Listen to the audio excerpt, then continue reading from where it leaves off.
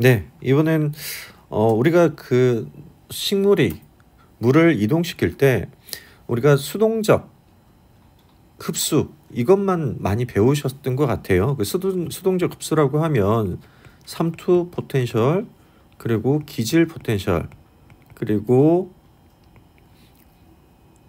압력 포텐셜 이 세 가지였잖아요. 이 세 가지였는데 이게 수동적인 흡수라고 얘기했습니다. 그런데 식물 같은 경우는 능동적인 흡수라는 부분도 등장을 하게 되죠. 능동적 흡수.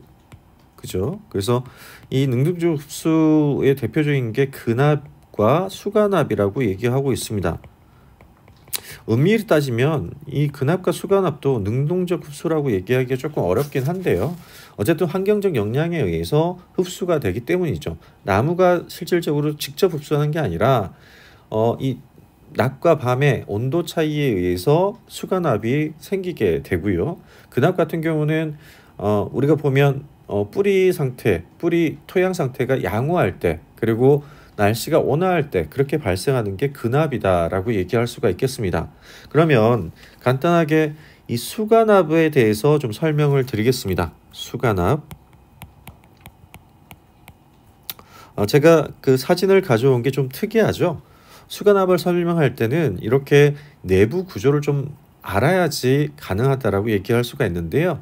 우리가 겨울철에 는 매우 춥잖아요. 그러다가 이제 봄으로 넘어오는 지금과 같은 계절에는 이 낮과 밤의 차이, 온도 차이가 되게 심해지게 됩니다. 그래서 낮에는 이 공기 자체가 흡수가 되면서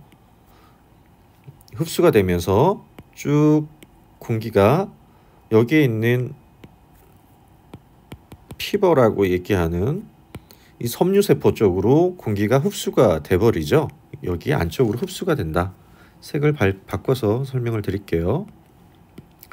이 공기 안쪽으로 이 섬유세포 안쪽으로 공기가 흡수가 되고요. 그죠? 그리고 도관 쪽으로는 물이 흡수가 됩니다. 도관 쪽에는 물이 있겠죠? 이렇게 물이 들어가 있습니다. 그러다가 이 물이 많다 보면 이 공기를 둘러싸게 되죠. 이렇게 둘러싸게 되는데요. 이 공기 쪽을 둘러싸고 있다가 이제 밤이 된다고 생각을 해보자고요. 이 밤이 되게 되면 결국은 이 공기가 응축이 되겠죠. 왜냐하면 공기는 추워지면 응축을 하게 되고요. 그리고 날씨가 따뜻해지면 이게 확산이 되는 그런 현상을 볼 수가 있잖아요.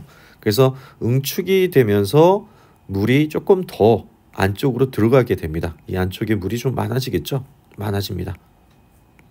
공간이 생기니까요. 그죠? 그래서 많아졌다가 이제 다시 낮이 된다라고 생각을 해볼까요? 낮이 되면 여기 안쪽에 있던 공기가 팽창을 하게 되면서 바깥쪽으로 밀어내기 시작을 합니다.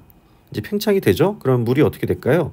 안쪽으로 다시 쏠림 현상이 보이겠죠. 그죠? 안쪽으로 물이 다시 들어가게 되는 현상을 볼 수가 있습니다.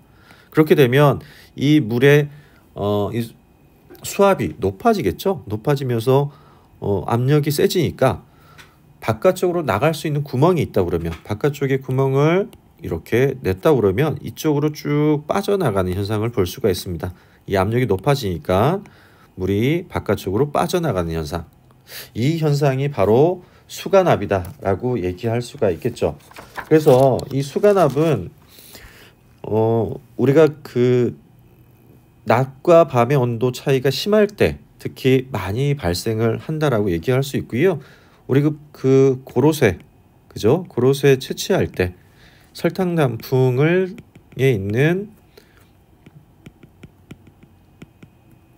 설탕 단풍 같은 아가베도 있죠. 아가베 등의 어떤 식물들 같은 경우는 이런 특이한 목질부의 구조와 더불어 물이 바깥으로 나갈 수 있는 그래서 고로쇠 수액을 채취할 수 있고 설탕 단풍 아가베를 채취할 수 있는 수액을 채취할 수 있는 그런 압력이 생긴다. 그게 바로 수간압이다라고 얘기할 수가 있겠습니다.